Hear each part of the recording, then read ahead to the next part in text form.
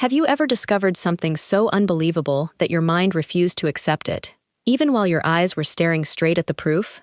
Because that's exactly what happened to me. If someone had told me my husband was planning to marry another woman while still coming home every night, kissing me goodbye every morning, and telling me he loved me, I would have laughed. I trusted him with everything. Our home, our finances, my future, our 13-year marriage. But all it took was one forgotten envelope hidden beneath a stack of old tax documents to expose a double life so carefully constructed that even the people closest to us had no idea it existed. What hurt wasn't just the betrayal. It was realizing he'd been rehearsing our ending while I was still fighting for our forever. He thought I would never find out. He thought I'd stay home that Saturday, believing he was attending a business conference in another state. Instead, I walked through the doors of the very church where he was standing at the altar, waiting to marry another woman. Neither of them saw me coming, and what happened over the next 20 minutes destroyed more than a wedding. It destroyed every lie he had spent years building. Before I tell you how one hidden invitation changed my life forever, tell me in the comments where you're watching from. If stories about betrayal, shocking twists, and satisfying justice are your kind of stories, don't forget to like this video and subscribe, because this one still feels unbelievable every time I tell it. My name is Vanessa Caldwell, and this happened in Traverse City, Michigan. People always say betrayal leaves clues. Looking back now, I suppose it did. I just kept explaining them away because I loved my husband. When you've spent 13 years building a life with someone, your first instinct isn't to suspect them. It's to protect the version of them you've carried in your heart for years. That was my mistake. My name is Vanessa Caldwell. I was 43 years old. And until that spring, I genuinely believed I had a good marriage. Not perfect. No marriage ever is. But stable, comfortable, safe. My husband, Garrett Caldwell, was 45. He owned a regional commercial landscaping company that serviced office parks, hotels, and hospitals across northern Michigan. His work often required overnight trips to meet clients or inspect new contracts. Or at least, that's what I believed. I worked as the director of a small nonprofit literacy program in Traverse City. My days revolved around helping adults learn to read, organizing volunteers, and applying for grants. It wasn't glamorous work, but I loved every minute of it. Garrett used to tell everyone he admired how passionate I was. I married the kindest woman in Michigan, he'd say with a grin whenever someone complimented my work. Those words echo differently now, because kindness without caution can become the perfect target. We never had children, not because we didn't want them. Life simply had other plans. After years of fertility treatments, heartbreaking losses, and more doctor's appointments than I could count, we quietly accepted that it wasn't going to happen. That shared grief had bonded us in ways I thought nothing could ever break. Or so I believed. By early April, little things had started changing. Garrett became strangely protective of his phone. He'd always left it lying on the kitchen counter or tossed it onto the couch when he got home. Now it never left his pocket. Not while showering, not while sleeping, not even when mowing the lawn. If it buzzed, he'd glance at the screen, smile almost imperceptibly, and step outside before answering. I noticed. Of course I noticed. But every time I asked, he'd kiss my forehead and laugh. Clients never stopped calling. I accepted the explanation. After all, his business had been growing, or so he said. Then there were the business trips. Before that year, Garrett traveled maybe once every 2 months. Suddenly, he was leaving every other weekend. Grand Rapids, Lansing, Milwaukee, Chicago. Sometimes he'd come home exhausted, other times unusually cheerful. He always brought me little gifts. Artisan chocolates, candles, a scarf from some boutique. Small gestures that made me feel guilty for ever questioning him. Looking back, I realized those gifts weren't expressions of love. They were distractions, and they worked. Until the Saturday everything unraveled. It started with something painfully ordinary. Spring cleaning. Michigan winters have a way of making you postpone every organizing project until the weather finally softens. I decided to tackle the home office. Garrett hated paperwork, so I usually handled filing taxes, insurance documents, mortgage statements, and business receipts. His desk looked like a paper tornado had blown through it. Stacks everywhere. I wasn't snooping. At least, not at first. I was simply trying to make enough room to vacuum behind the filing cabinet. As I lifted one heavy storage box, a cream-colored envelope slipped from beneath it, and landed face up on the hardwood floor. There was no stamp, no mailing address, just elegant gold lettering. At first I assumed it was one of our neighbor's wedding invitations that Garrett had accidentally brought home from the mailbox. I picked it up. Then I saw his name. Mr. Garrett Caldwell. My heart skipped. Odd. Why hadn't he mentioned receiving a wedding invitation? Curious more than suspicious, I opened it. Inside was thick ivory cardstock with embossed gold lettering, the kind of invitation people spend a fortune designing. I smiled automatically, until I began reading. Together with their families. My eyes moved down the page, then stopped. Everything inside me froze. Garrett Michael Caldwell. I blinked. Read it again. Then again. No, there had to be another Garrett Caldwell. My breathing became shallow. Slowly, almost mechanically, I continued reading. Request the honor of your presence, as they celebrate the marriage of... The next line stole every ounce of air from my lungs. Garrett Michael Caldwell and Heather Lawson, Saturday, May 18th. 3 o'clock. St. Andrew's Chapel, Petoskey, Michigan. Reception immediately following. For several seconds, I couldn't hear anything except my own heartbeat pounding inside my ears. I stared at the invitation so long the words began blurring together. It didn't make sense. It couldn't. This had to be a joke. Some terrible printing mistake. Some bizarre coincidence involving another man with the same name. Then I noticed something else. Tiny script at the bottom. Private ceremony by invitation only. Enclosed was a reception card. 2 meal selections. Reserved table number. Table 4. For the groom. Not a guest. My hands started trembling so violently I nearly dropped the invitation. No! The word escaped my mouth before I even realized I'd spoken. I flipped the envelope over. Inside was another folded paper. Hotel reservation confirmation. 2 nights. Luxury suite. Bride and groom package. Garrett Caldwell. Heather Lawson. I felt as though the room had tilted beneath my feet. The walls suddenly seemed too close. Too quiet. Too unfamiliar. I sank into Garrett's office chair because my knees refused to hold me. 13 years. 13 years together. And somehow, there was a wedding invitation with my husband's name listed as the groom. My first instinct wasn't anger. It was denial. There had to be an explanation. Maybe it was for a theatrical performance. Maybe a charity fundraiser. Maybe a practical joke from one of his friends. Anything. Anything except the truth my instincts were already whispering. I reached for my phone. Called Garrett immediately. Straight to voicemail. A text arrived less than a minute later. In a meeting. Call you tonight. Love you. I stared at those 2 words until tears blurred my vision. How many times had he sent that exact message while standing beside another woman? I looked back at the invitation. The wedding was only 3 weeks away. Not 3 months. Not next year.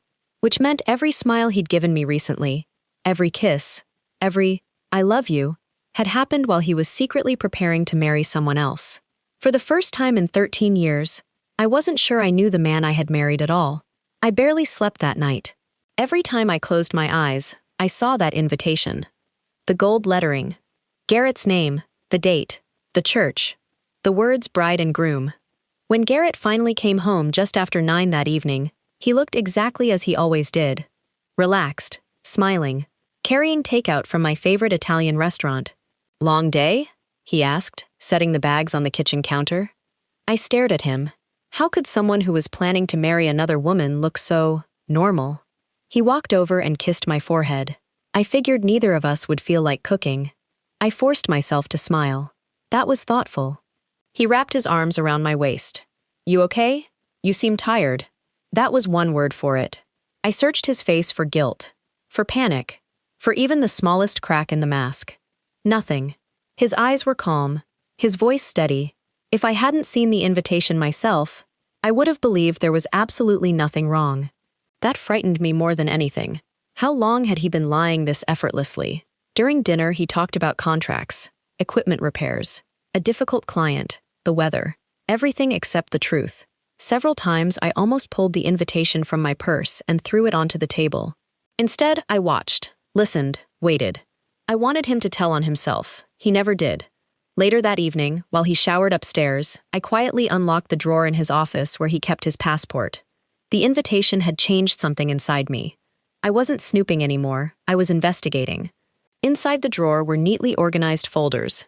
Then I noticed a slim leather portfolio tucked beneath a stack of invoices. It wasn't there the last time I'd organized his desk.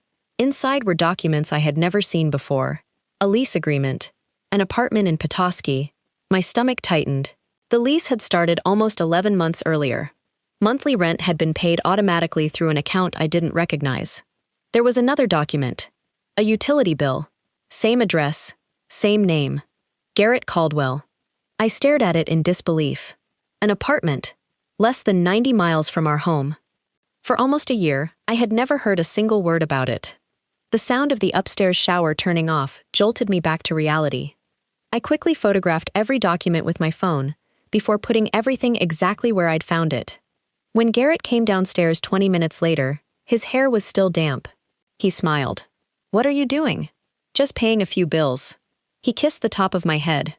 "I don't know what I'd do without you." The words almost made me laugh. Instead, I nodded. "I'll be up in a minute." That night, I lay awake beside him, listening to his breathing. At some point, he reached for my hand in his sleep. For years, that simple gesture had comforted me. Now it felt like a stranger had touched me. The next morning, after Garrett left for work, I called in sick. Then I drove to Petoskey. It was a beautiful drive along the shoreline.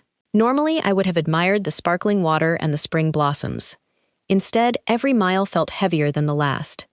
The apartment complex wasn't luxurious. It wasn't shabby either. Just quiet. Well-maintained. The kind of place where nobody asked questions. I parked across the street. Within 15 minutes, Garrett's pickup truck pulled into the parking lot. My heart stopped. He wasn't supposed to be there. He had told me he was meeting a client in Traverse City. Instead, he climbed out of his truck carrying a grocery bag. He walked confidently toward Building C, apartment 214. He didn't hesitate. He didn't look around. He had done this many times before. I waited 10 minutes. Then the apartment door opened. A woman stepped outside. She was probably in her late 30s. Tall, chestnut hair pulled into a loose ponytail. She wore jeans and an oversized sweatshirt. She looked ordinary, not glamorous, not intimidating, just happy. Garrett wrapped his arms around her. Then he kissed her. Not a quick kiss. Not an awkward one. The kind of kiss only people deeply in love share. My vision blurred. I gripped the steering wheel so tightly my fingers went numb. Then something unexpected happened.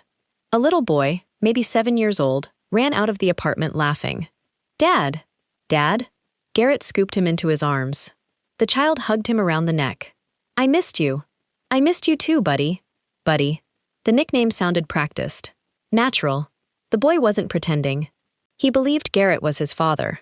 Then a little girl followed. She couldn't have been older than 5. She reached for Garrett immediately. He picked her up with his free arm. For a moment, they looked exactly like a family. A complete family. The woman smiled as she watched them. She looked at Garrett the way I used to, with complete trust, complete love. My heart didn't simply break, it shattered, because in that instant I realized something devastating. Heather wasn't helping him betray me. She looked completely unaware. She wasn't acting like a woman stealing someone else's husband. She was acting like a woman who believed she had found the love of her life. I watched them carry groceries inside together. The children raced ahead. Garrett laughed. Actually laughed. As though he didn't have another wife waiting for him less than 2 hours away.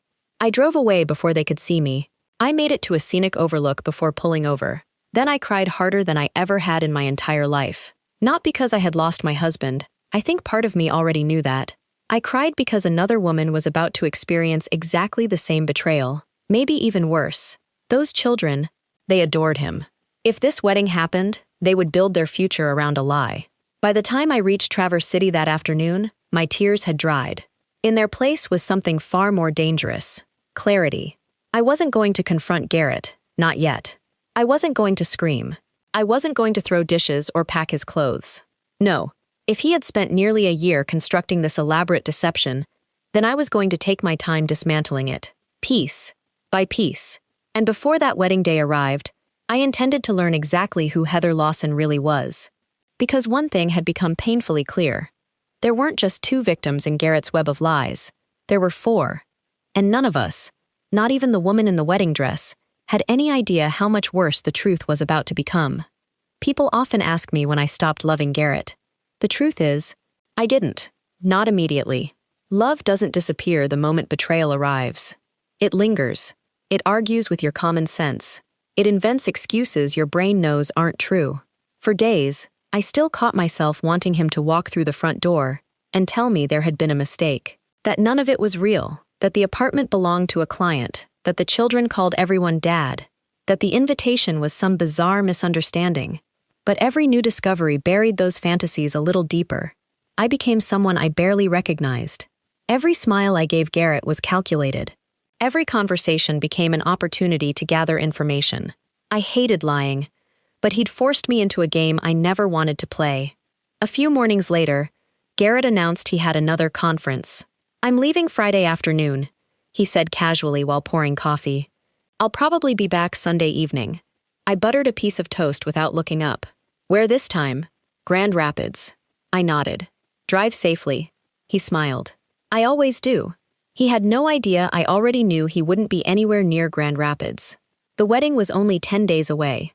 Whatever final preparations he needed to make would almost certainly happen in Petoskey. As soon as he left the house Friday afternoon, I waited 30 minutes before getting into my own car. This time I wasn't going to watch from a distance. I parked near the apartment complex and stayed inside my vehicle. Around 6 o'clock, Garrett arrived. A few minutes later, Heather came outside carrying a folder stuffed with papers. They loaded everything into his truck before driving away. I followed. They stopped at a florist, then a bakery, then a tuxedo shop. Every stop confirmed the same devastating truth. This wasn't a fantasy. This wasn't an affair that had spiraled out of control. This was a carefully planned wedding. At the tuxedo shop, Garrett walked out wearing a charcoal gray suit. Heather clapped her hands together. "You look perfect," I heard her say as they stood just outside the entrance. He spun around dramatically. "You think so? I know so." Then she reached up and adjusted his tie before kissing his cheek. It was such an ordinary moment. The kind of interaction thousands of engaged couples share every day. Watching it made me realize something. Heather wasn't pretending. She genuinely believed she was marrying an honest man. That realization changed everything. I had assumed she knew about me. Now I was convinced she didn't. I needed proof. Not for myself. For her. The opportunity came sooner than I expected.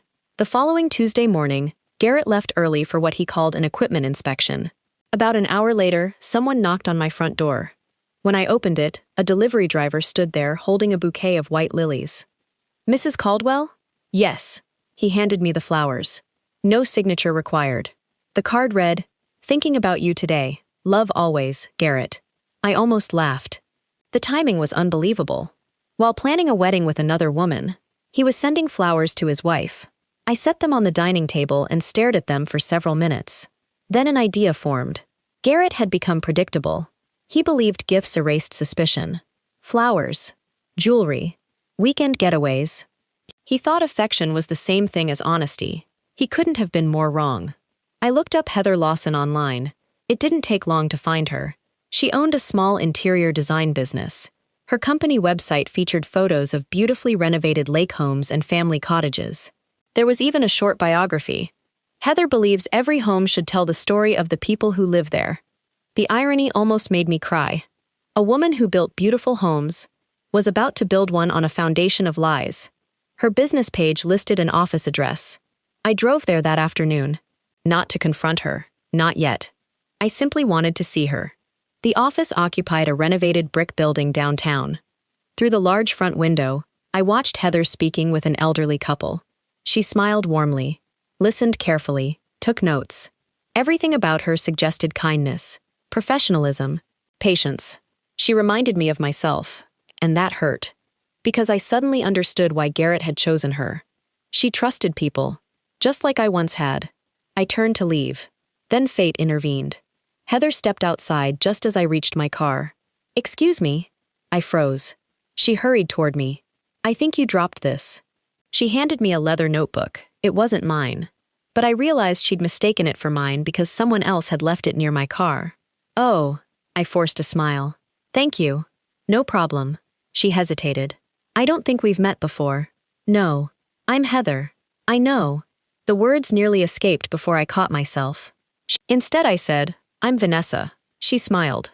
"It's nice to meet you, Vanessa." "You too." For a few seconds we simply stood there. She seemed genuinely friendly. Then she glanced toward the florist across the street. I hope you don't mind me saying this, but those lilies in your car are beautiful. I looked through the window. The bouquet Garrett had sent me was lying on the passenger seat. My fiancé sends me flowers every Tuesday, she said with a soft laugh. It's become our little tradition. My heart stopped. Every Tuesday. I looked back at her. What kind? Usually white lilies. The world seemed to tilt. Garrett hadn't invented that tradition for me. He'd duplicated it. 2 bouquets, every Tuesday. One for his wife, one for his fiancé. Identical flowers, identical cards, identical lies. Heather smiled again. I should get back inside. We're finalizing wedding plans, and everything feels wonderfully chaotic. I hope, my voice caught. I hope your wedding is everything you dream it will be. She beamed. Thank you. As she walked away, I sat inside my car and cried. Not because I pitied myself anymore, because I pitied her. She was counting down the days to what she believed would be the happiest moment of her life. She had absolutely no idea she was about to marry a man who already had a wife. That evening, I made a decision. I stopped asking whether I should expose Garrett. The only question left was how. I couldn't simply burst into the ceremony screaming accusations. He would deny everything. People would assume I was unstable. I needed undeniable proof, documents, photos, records, evidence no one could explain away. So I spent the next several days quietly building a file. Copies of our marriage certificate, joint tax returns covering 13 years, mortgage documents, insurance policies listing me as his spouse. Photos from anniversaries, holidays, and family gatherings with timestamps spanning over a decade. Then I printed the photographs I'd taken of Garrett entering the apartment, the lease, the hotel reservation, and finally, the wedding invitation. I organized everything into a blue binder. When I closed it, I realized my hands were no longer shaking. Fear had been replaced by purpose. Garrett thought he was walking toward the happiest day of his life. He had no idea I was preparing to give everyone at that wedding the one gift he never wanted them to receive: the truth. The morning of the wedding arrived with clear blue skies, the kind of beautiful spring day people pray for when they're planning an outdoor celebration. I hated that the weather was perfect. It felt unfair, as though the world had no idea what was about to happen. Garrett kissed me goodbye just after 8 that morning. He was wearing jeans and a navy polo shirt, looking every bit like a businessman headed to another conference. I'll be back tomorrow night, he said. I'll miss you. The words came out so naturally that, for a split second, I almost questioned everything I'd discovered. Then he smiled. I love you. I looked him straight in the eyes. I know. He leaned over to kiss my cheek. It took every ounce of self-control not to pull away. Instead, I watched him drive off. The second his truck disappeared around the corner, I walked back inside the house. The blue binder sat exactly where I'd left it on the dining room table. I opened it one final time. Every page represented a lie Garrett had told someone. I slipped the binder into a leather tote bag, changed into a navy blue dress, fastened a pair of pearl earrings my mother had given me years earlier, and looked at myself in the mirror. I didn't want to look angry. I didn't want to look heartbroken. I wanted to look like the truth, because truth doesn't need theatrics. It only needs to be seen. The drive to Petoskey felt strangely peaceful. I didn't cry. I didn't rehearse speeches. I simply drove. Somewhere along the highway, I realized I wasn't going there to save my marriage. That marriage had ended long before I found the invitation. I was going to save another woman from making the biggest mistake of her life. When I arrived at St. Andrew's Chapel, the parking lot was already filling with guests. Luxury SUVs, flower arrangements, valets greeting arriving families. Everyone looked happy, excited. Women adjusted dresses while children chased one another across the lawn. I wondered how many of them knew Garrett, how many believed they were attending the wedding of an honest, respectable man. None of them knew his wife had just parked across the street. I took one deep breath before walking toward the entrance. No one stopped me. Why would they? I looked like every other wedding guest. Inside, soft piano music floated through the chapel. White roses lined the aisle. Candles flickered beneath stained glass windows. Everything had been arranged with extraordinary care. Heather truly believed this day marked the beginning of forever. An usher smiled politely. Good afternoon. May I help you find your seat? I returned the smile. I'll stand in the back. Of course. From there I could see everything. Garrett stood at the altar wearing the charcoal gray tuxedo I'd seen him try on. He looked relaxed, confident. He laughed quietly with the minister. Every few moments he glanced toward the chapel doors, eager to see his bride. Not once did he look toward the back. Not once did he notice me. The music changed. Everyone stood. Heather appeared in the doorway. She looked stunning. Her gown was elegant without being extravagant. A long veil rested over her shoulders.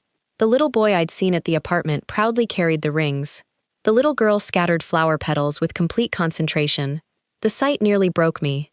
Those children believed today would make them a family. They had no idea their world was built on deception.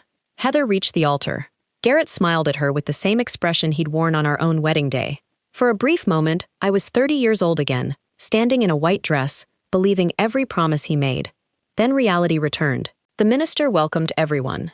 He spoke about commitment, faithfulness, trust. Each word sounded almost unbearable. When he asked everyone to be seated, I remained standing. My heart pounded so loudly I could barely hear him. The ceremony continued. Readings, prayers, smiles. Then came the moment. The minister looked at the couple. If anyone knows of any lawful reason why these two should not be joined in marriage, speak now or forever hold your peace. Silence. 1 second. 2. 3. I stepped into the center aisle. I do. Every head turned. The chapel fell completely silent. Garrett looked confused at first. Then he recognized me. The color drained from his face so quickly I thought he might collapse. Vanessa, he whispered my name like he'd seen a ghost. Heather looked from him to me. You know her? I continued walking until I was only a few feet from the altar. Yes, I said calmly. He knows me very well. Garrett shook his head frantically. Vanessa, please. Not here. I ignored him. Instead, I looked directly at Heather. My name is Vanessa Caldwell. Her polite smile disappeared. I've been married to Garrett for the last 13 years. The words echoed through the chapel. A collective gasp swept across the room. Heather stared at me without blinking. Then she laughed nervously. I'm sorry. What? I opened the blue binder. Removed our marriage certificate. Walked forward. This is our marriage license.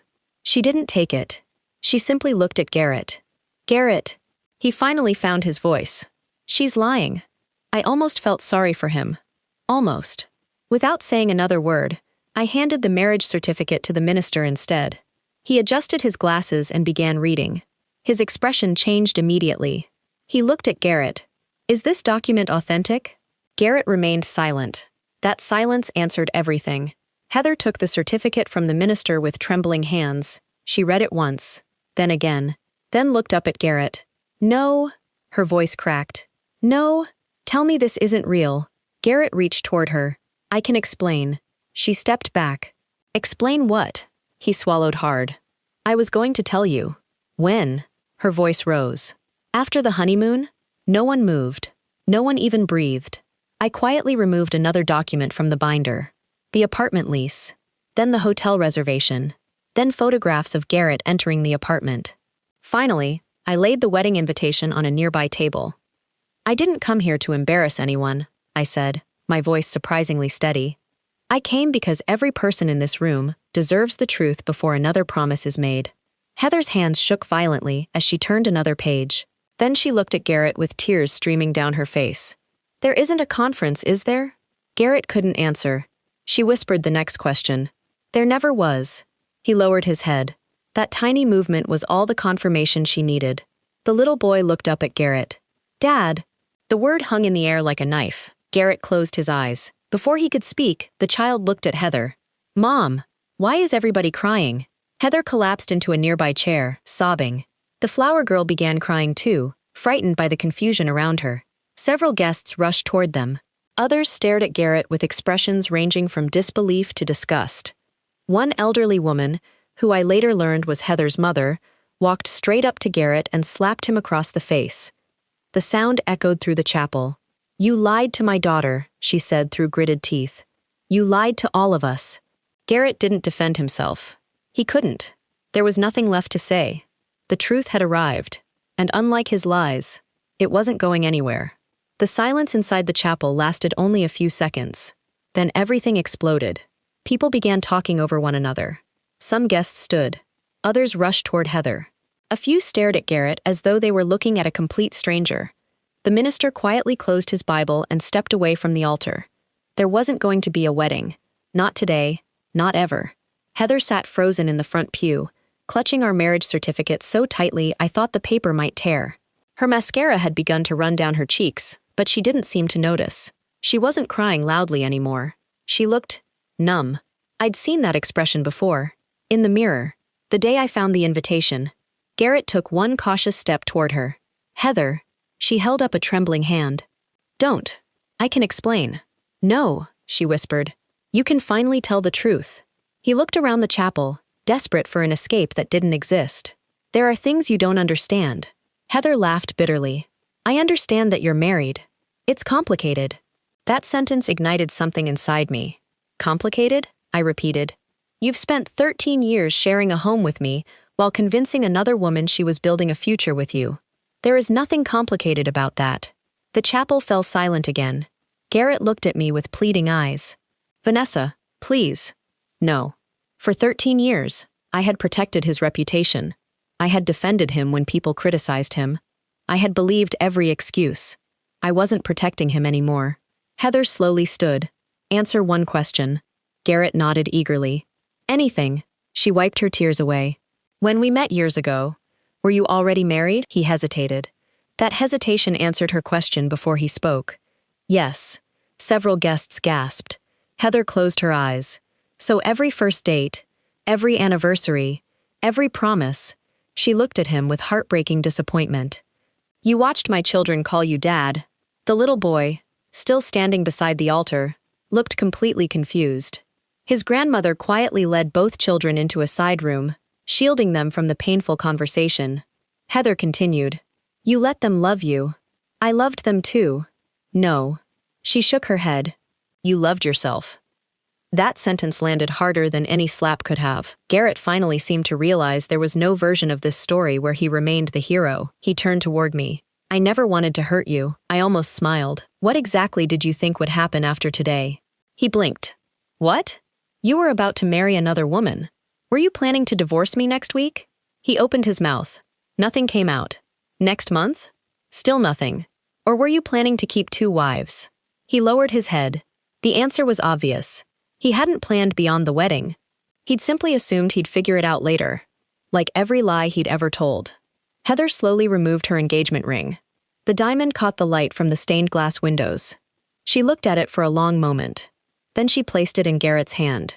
I never want to see you again. He stared at the ring. Heather, she stepped back. If you contact my children, she paused. I'll make sure every court in Michigan knows exactly what kind of man you are. His shoulders sagged. For the first time since I'd met him, Garrett looked genuinely defeated. Not because he'd lost us, because he'd been exposed. Guests quietly began leaving the chapel. Some stopped beside me. A few offered awkward apologies, even though they had nothing to apologize for. One elderly gentleman shook my hand. I don't know how you stayed so composed. Neither did I. Perhaps there comes a point where heartbreak burns itself out. When there's simply no energy left for screaming. Heather's mother approached me. She looked exhausted. I'm so sorry. You don't owe me an apology. She nodded. I know. She hesitated before adding, thank you. I frowned. For what? For saving my daughter. Those words nearly brought me to tears. She reached over and squeezed my hand. If you'd stayed silent. She couldn't finish the sentence. She didn't need to. I understood. About 20 minutes later, I stepped outside into the fresh spring air. The reception venue across town had no idea the wedding had already ended. An entire celebration waiting for a bride and groom who would never arrive. I walked toward my car. Behind me, I heard footsteps. Heather. She had changed. Not physically. Emotionally. There was grief in her eyes. But there was also determination. I owe you an apology. You don't. I thought I knew him. So did I. For a moment, neither of us spoke. Then she quietly asked, did you know about me before today? I nodded. I found the invitation 3 weeks ago. And you investigated instead of confronting him. I needed to know whether you knew about me. She looked away. I wish I had. So do I. She laughed sadly. I kept wondering why he never wanted photographs posted online. That caught my attention. What? He always had an excuse. He didn't like social media. He valued privacy. His business clients preferred discretion. She sighed. I believed every word. So did I. She folded her arms. Can I ask you something? Of course. If you hadn't found the invitation, I answered honestly, you would have married him. She nodded slowly. I would have spent years believing I was the only woman in his life. Her voice cracked. My children would have believed he chose us. I looked at her. No, he chose lies. A tear rolled down her cheek. Then, unexpectedly, she hugged me. Neither of us spoke. Two women connected by the same betrayal. Not rivals, not enemies, just survivors of the same deception. When we finally pulled apart, Heather smiled weakly. I don't know what tomorrow looks like. Neither do I. But at least it's real. She nodded. For the first time in a long time. As I drove away from the chapel, I looked once in the rearview mirror. Garrett was standing alone on the church steps. Guests walked past him without speaking. His tuxedo was immaculate. His reputation wasn't. For years he'd believed he could keep two completely separate lives. In the end, both collapsed in a single afternoon. I thought that would be the end of the story. I couldn't have been more wrong. Because 3 months later, a phone call from Heather revealed one final secret Garrett had been hiding. A secret that would change both of our futures forever. People assume that once a lie is exposed, the hardest part is over. They're wrong. The hardest part begins the morning after. I woke up in the same house Garrett and I had shared for 13 years. His side of the bed was untouched. His coffee mug still sat in the dishwasher. His jacket still hung in the hallway closet. Every room held memories of a man who, I now understood, had been living two completely different lives. By noon, my phone had rung more than 30 times. Friends, neighbors, family members. Most of them had heard some version of what happened at the church. Small towns have a way of spreading shocking news before the people involved have even made it home. I ignored almost every call. The only one I answered was from my attorney. I saw the news, she said gently. Are you safe? Yes. Good. Then the first thing we're going to do is protect you. Within 48 hours, Garrett was served with divorce papers. For the first time in our marriage, he couldn't control the narrative. He called constantly, left voicemails, sent long text messages apologizing. He blamed stress, fear, poor decisions, midlife confusion. Everything except the one thing that mattered. Choice. Every lie he'd told had been a choice. Every deception had required another decision to continue deceiving us. I never responded. Instead, I let my attorney do the talking. 3 weeks later, I met with a forensic accountant. At first, I assumed we were simply dividing our marital assets.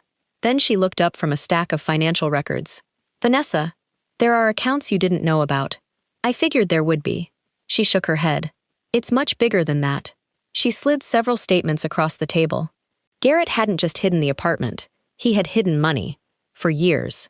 Thousands of dollars at a time had quietly been transferred into separate investment accounts. Business profits had been underreported. Income had been diverted. Property had been purchased through shell companies. The apartment in Petoskey wasn't the only property.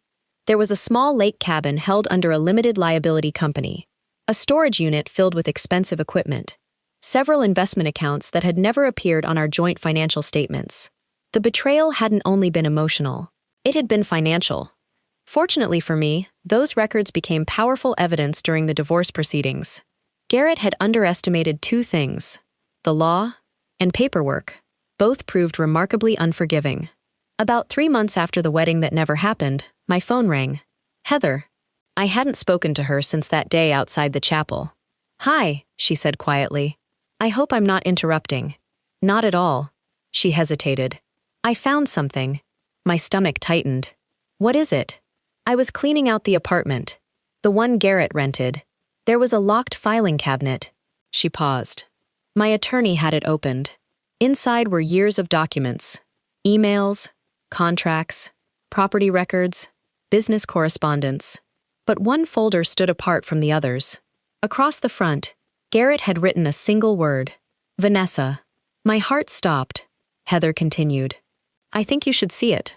The following afternoon, we met halfway between our homes at a quiet cafe overlooking the bay. Heather looked healthier than the last time I'd seen her. Still healing, but stronger. She placed a thick manila envelope on the table. I haven't read everything. I opened it carefully.